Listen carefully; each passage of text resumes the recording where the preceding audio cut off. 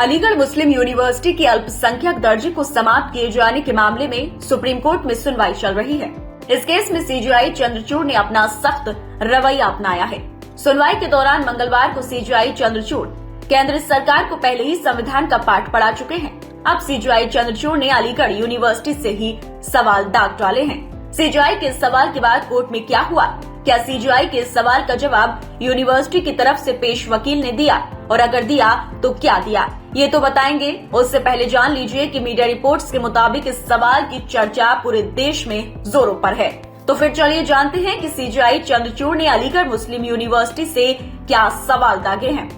बता दें कि अलीगढ़ मुस्लिम यूनिवर्सिटी के इस मामले की सुनवाई सीजेआई चंद्रचूड़ की अगुवाई वाली 7 जजों की बेंच कर रही है। इस सुनवाई के दौरान सीजेआई चंद्रचूड़ कई मौखिक टिप्पणियां भी कर चुके हैं, जिसमें संविधान के आर्टिकल 30 की चर्चा और देश में चलने वाले शिक्षण संस्थानों को लेकर रूल्स पर भी अपनी बात कह चुके हैं। वहीं अब उन्होंने अलीगढ़ मुस्लिम यूनिवर्सिटी से सवाल किया है कि क्या कानून ये नहीं है कि आप केवल अपने ही समुदाय के स्टूडेंट्स को अपनी यूनिवर्सिटी में एडमिशन लें। साथ ही सीजेआई चंद्रचूड़ ने यह भी कहा कि आप किसी भी समुदाय के स्टूडेंट्स का एडमिशन ले सकते हैं। इसके लिए सीजेआई ने एक बार फिर संविधान के आर्टिकल 30 की चर्चा करते हुए ये आर्टिकल स्थापना और प्रशासन करने की बात करता है, लेकिन एडमिनिस्ट्रेशन का कोई फुल स्टैंडर्ड नहीं है कि आपको 100% ही प्रशासित करना होगा।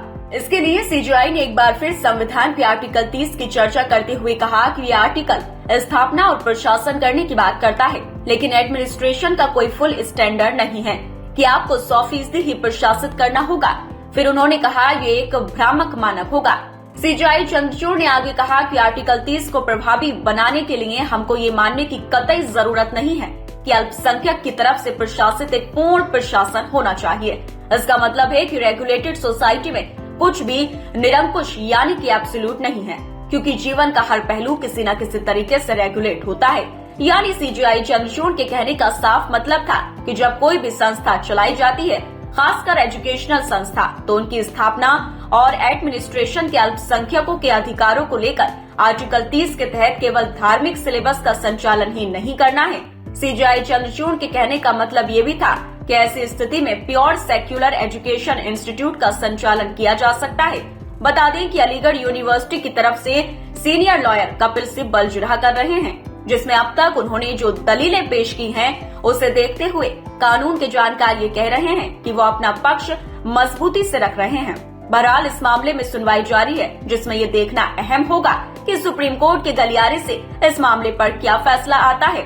फिलहाल इस खबर में इतना ही। बाकी अपडेट्स के लिए बने रहिए न्यूज टाइम के साथ।